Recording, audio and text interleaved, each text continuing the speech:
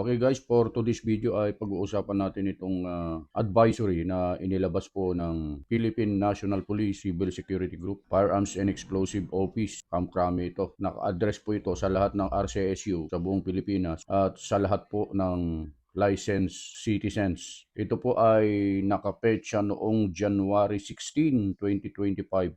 Advisory po ito. Sa number 1 po kasi, sabi dito, Referent, Republic Act number 10591 dated May 29, galing ko nga itong May 29, 2013, also known as the Comprehensive Firearms and Ammunition Regulation Act and its revised implementing rules and regulation, RIRR, and letter B, COMELEC Resolution number 11067 dated September 25, 2024. Ito yung number 2. This is to inform the public that all firearms confiscated during the COMELEC checkpoints in violation of the Omnibus Election Code will be subjected to appropriate legal actions. The possession, carrying, and transport of firearms without the necessary permits or in violation of the ongoing COMELEC gun ban is prohibited. Number 3, licensed citizen found in violation will be subjected to the revocation of his license to own and possess firearms, yung kanilang LTO, and confiscation of his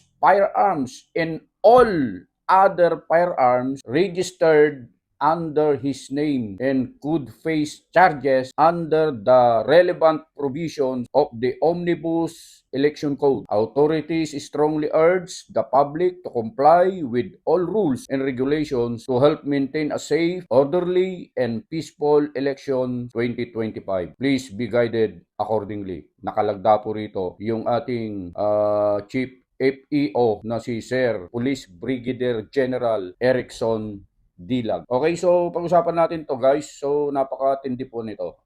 Although matagal na po itong nalabas, okay, para mabigyan ng kaalaman yung iba pong mga kasamahan natin sa mga kabingbing natin na hindi masyadong nagbabasa ng news o kaya nanonood sa radyo, nanonood sa TV about news o kaya naman nakikinig sa TV, nakikinig pala sa radyo about news, or hindi masyadong nagbabrowse ng kanilang mga social media account, baka hindi po nila alam ito. So ito po ay patungkol doon sa isinasagawang random. Kaya ko na pala ito. Gwapo kasi ako pagka nakalagay itong salamin ko. Hindi Pag totoo kasi, yan. parang hindi ako gwapo eh. Patungkol po dito sa random checkpoints na isinasagawa po sa buong Pilipinas dahil po sa nalalapit po na eleksyon para po mapanatili daw ang katahimikan, kapayapaan ng isinasagawang o isasagawang 2025 election. So ito po ay patungkol dun sa pagka may nahuli na individual, lalo na po yung mga licensed o registered firearms na nagdala po kayo at nahulian po kayo during checkpoints at nahulian po kayo na may dala po kayong mga gamit, mga baril na registered siya pero wala pong kaukulang permit na galing sa kinauukulan, ay ang mangyayari po para po maintindihan po natin ay marirevoke. Batay po dito sa advisory na ito. Marirevoke ang LTOP at hindi lang po yan, haharap pa po tayo sa mga charges na pwede nilang ikaso sa atin at hindi lang po yan, lahat. Kung ikaw ay naka-type 2, type 3, type 1 o anumang type yung LTOP mo, lahat ng mga nakarehistro na baril sa ilalim ng iyong pangalan ay babawiin po lahat yan ng gobyerno. So, bilang paalala po sa atin mga kasama, mga kabingbing, wala naman tayo magagawa kundi sumunod sa batas. Pero ito lang naman po ang ating opinion. Total tayo naman ay binibigyan ng karapatan na ipahayag yung ating saloobin at nasa saligang batas naman po yan na pwede tayong magpahayag ng ating saloobin. Okay? Sa palagay ko po, ang nagsasuffer naman po dito yung mga law-abiding citizen. Okay? Yung mga sumusunod sa batas. Kasi kung napapansin po natin, may nababasa nga po ako sa social media na ang idinidisarm naman talaga yung mga law-abiding citizen. Hindi po yung mga kriminal. Kasi yung mga kriminal po, pwede nilang dalhin yung baril nila kahit saan. Walang checkpoint, walang PTC, wala lahat. Okay? Sila po ang may karapatan na humawak ng baril ngayon during gun ban. Bakit? Hindi nakarehistro yung baril. Wala naman silang LTOP. Okay? hindi nakarehistro ang baril, walang permit to carry, pero nakakapagdala ng baril at nakagagawa sila ng crime. So ang talagang idinidisarm po dito, yung talagang mga law-abiding citizens.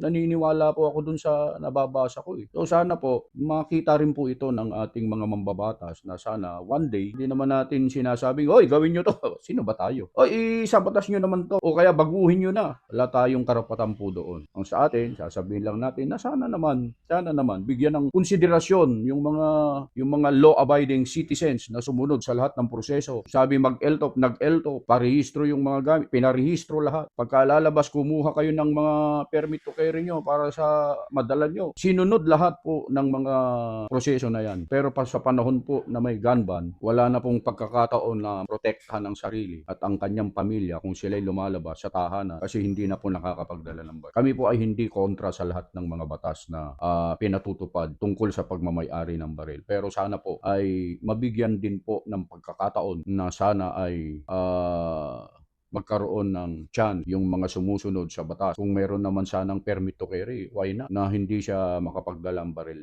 during gun. Total, meron naman na pong permit to carry. Ang totoo, yung mga nangyayari naman sa labas na mga krimen, wala naman pong mga lisensya yan eh. Matatapang silang magdala kasi wala naman po silang lisensya. Wala silang LTOP, hindi nakarehistro yung baril. Sila po yung dapat na mapailalim kaya sinasagawa ng gun ban. Hindi po yung mga law-abiding citizen. Sa mga kabingbing natin, ito, yung batas na to, hindi natin pwedeng kontrahin ito. Kundi wala tayong ibang gagawin kundi sumunod. Sumunod tayo. Kasi pagka hindi tayo sumunod, sipin mo, marerevoke yung LTOP mo na napakahirap kumuha. Sasampahan ka pa ng kaso. Pagkatapos lahat ng mga firearms na nakapangalan sa iyo ay kukumpiskahin kapag tayo ay lumabag sa batas. So, wala tayong magagawa kundi sumunod. Huwag natin i-challenge ang batas. Yun lang ang ating maibabahagi sa video ito. Paki-like and follow naman yung ating channel and pakisundan nyo naman po ako sa aking YouTube channel, Just Vlog.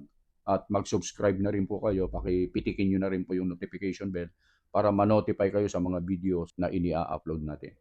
God bless!